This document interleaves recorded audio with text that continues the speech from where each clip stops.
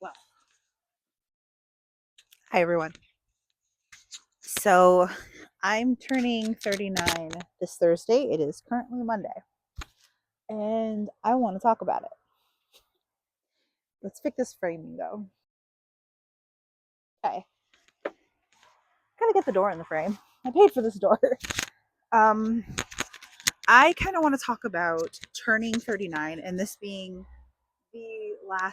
officially the last year in my 30s. If I look off camera, it's because there's this little bird, one of my buddies who enjoys the bird feeder. So I want to talk about turning 39. When you're a kid, you kind of think that adults have it all together. And it's really obvious about the adults that don't. And the really curious thing is that it ebbs and it flows. There are some areas where you're like, I got this. And then there are some areas where it's literally your first season feeling like a human being or feeling like you have any power over where your life goes. And so this is also the first year I'm spending in my house. My first birthday in my house. And this also makes for next week will be the, the third month in my house, which is crazy. A little bit about my upbringing, and I will spare most of the details, but I came up in a pretty volatile place. I am Latina. I'm first generation Latina. And a lot of our prioritization goes towards, you know, taking care of our community, God, if that was your upbringing, and also sending money back home. And given all of the things that has happened to my family, sometimes like a lot of that generous behavior was never really reciprocated. So that said, I had a lot that I learned in getting to this point, and I gave up a lot of times. Like, I don't think you're hearing me. I gave up a lot of times. And that's the whole point, I think, getting this far is that you're going to want to give up, you're going to give up, and you're going to angry at everybody else except yourself.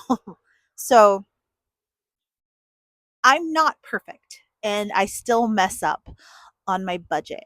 But I still got myself here. And the not sexy part about budgeting and finances is that so long as you're consistent, even if your budget doesn't look crazy sexy, you'll still get there.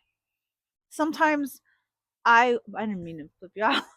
Sometimes even I will compare myself to like black and blue budgets who always seems to have just thousands of dollars going into their budget, but again they have like a different system going on, they have different expenses, or more often than not I'll see creators from the south who only have to budget $80 for groceries, and I'm like, what on earth am I doing wrong? And of course, like, there are areas where I'm just really not willing to budge.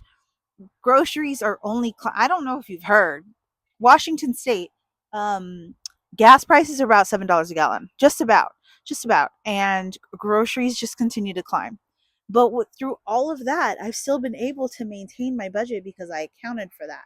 So unfortunately, like, some money's going here, some money's going here. The point is, what I've learned through all of this is that so long as I kind of stay the course and kind of have a little bit of dough set aside for the times where I do want to be a little bit more spontaneous, that's what's helping me stay afloat, more than afloat.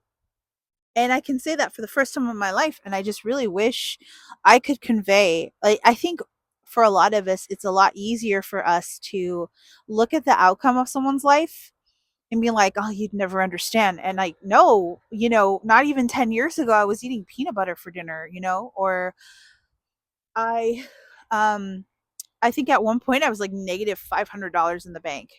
And I just felt so terrible about myself. And I just sort of decided, funny enough, right before I got laid off, but I just sort of decided I just didn't want to feel that way anymore. And that's it. I'm not here to sell you anything, maybe except for like a couple of art stuff.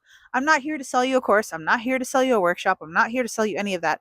I'm just here to tell you, as a fellow late bloomer, I'm 39 years old, and it has taken me, basically all of my life up until about 3 years ago to figure that out. But as a 39-year-old, you don't have to have everything figured out, but you do have to have a plan. If I think at some point, the biggest thing that a lot of budgeters try to get across is stop letting life happen to you. I think my soup is just about ready. Anyway, I love the life that I leave here. I love my tiny house. And my only complaint, I think, is the bathroom layout. But maybe when I do a house tour, I'll have that figured out. I am having a housewarming party this month. I'm very excited for that. And if you are on your own journey, my only advice that you didn't ask for is to um, stay consistent. And if you mess up, because you're going to mess up, you're human and you have impulses and stuff. If you mess up, go right back to it. Forgive yourself, go right back to it. But don't let that give you an excuse to like keep doing it. You got to stop the pattern while it's still patterning.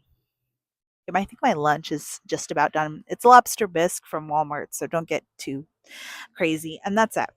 I hope that you've enjoyed my channel up until this point. Please subscribe if you haven't.